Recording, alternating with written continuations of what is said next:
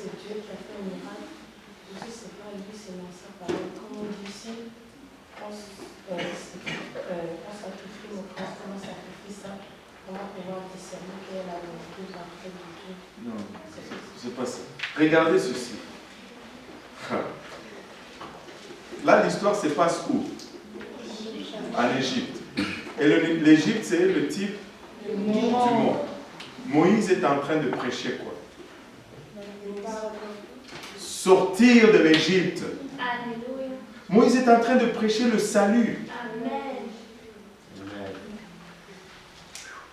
Moïse est en train de prêcher le salut.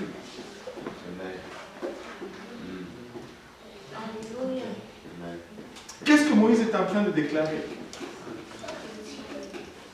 Allô?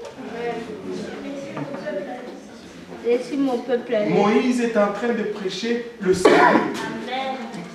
Combien de fois nous faisons le parallèle entre notre salut et la sortie du peuple d'Israël de l'Égypte? Écoute, si quelqu'un fait les miracles, s'il ne prêche pas comment être sauvé, oubliez ça. Oubliez ça. Oubliez ça. Moïse prêche le salut. Les autres, ils disent, nous pouvons rester dans le monde, c'est correct. On peut même insérer la sanctification là-dedans, mais on ne va pas le faire.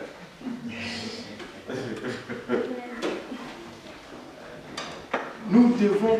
Écoute, si tu ne me prêches pas le salut, laisse-moi tranquille. Peu importe tes miracles. Parce que je sais que tu peux me guérir, tu peux me ressusciter. Mais je vais mourir éventuellement. Et si je meurs et que je vais en enfer, ça ne me servira à rien. J'aime être guéri, je n'aime pas la maladie. Je prie pour les malades. Certains guérissent. Mais le plus important, c'est il faut que nous sachions si nous sommes sauvés ou pas. Amen. Et Moïse prêchait le salut. Maintenant, on va laisser 14. Oui. Dans cette partie de Moïse n'a pas parlé, n'a pas demandé à Pharaon de laisser aller le peuple, c'était juste... Mais il l'avait déjà fait. Il retournait pour appuyer cela. Il ne retournait pas pour une audience, pour se faire nommer ambassadeur quand même. Non, je vous ai demandé de regarder dans le verset qui avait...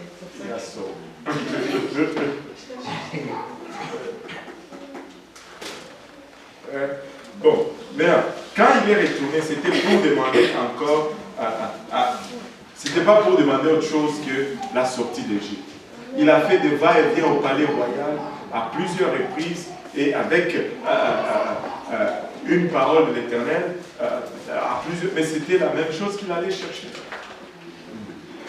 Alléluia. Alléluia.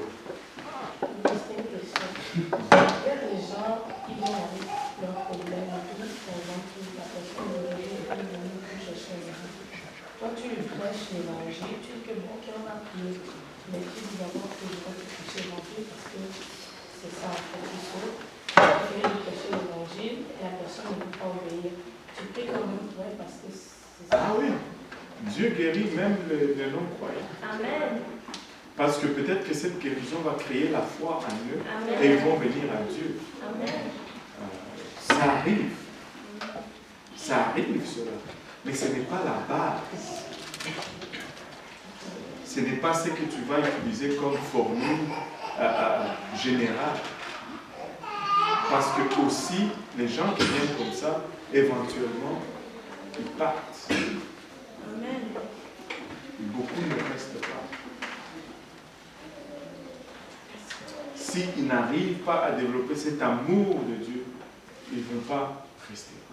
Mais quelqu'un qui vient, il aime Dieu, tu lui enseignes à aimer Dieu dès le départ, c'est beaucoup mieux.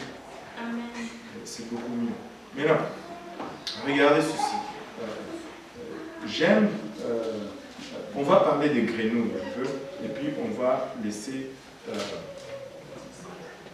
Moïse s'arranger un peu avec Pharaon pour une semaine. regardez ceci. Moïse commence à faire des prodiges. Les plaies d'Égypte commencent à déferler sur l'Égypte. Bang, il change l'eau en sang. Les magiciens font pareil. Ils disent, ah, c'est pas... Pharaon dit sur son cœur, nous aussi on peut le faire, donc c'est pas nécessairement Dieu.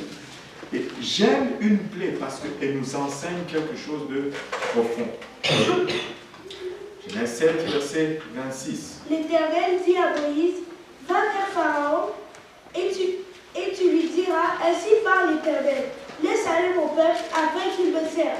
Si tu refuses de le laisser aller, je vais frapper par des grenouilles toute l'étendue de ton pays. Le fleuve fourmillera de grenouilles, elles monteront et elles entreront dans ta maison, dans ta chambre à coucher, dans ton lit, dans la maison de tes serviteurs et celle de ton peuple, dans tes fours et dans tes pétrins. Les grenouilles monteront sur toi, sur ton peuple et sur tous tes serviteurs. Waouh! Regardez, des grenouilles qui rentrent jusque dans le palais royal. Des grenouilles dans le palais présidentiel. Comment est-ce qu'ils font pour traverser la gare?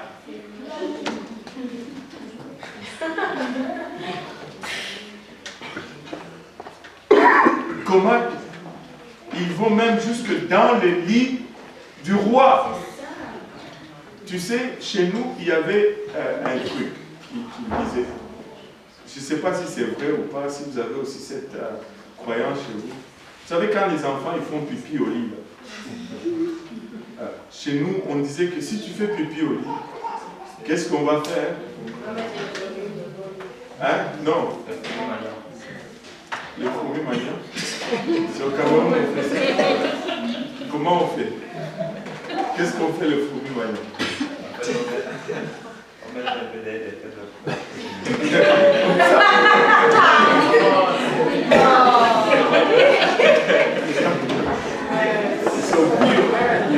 Pire au Cameroun. Mais chez nous, c'était ceci. Quand un enfant fait pipi au lit, il fallait lui lancer une grenouille dans le dos.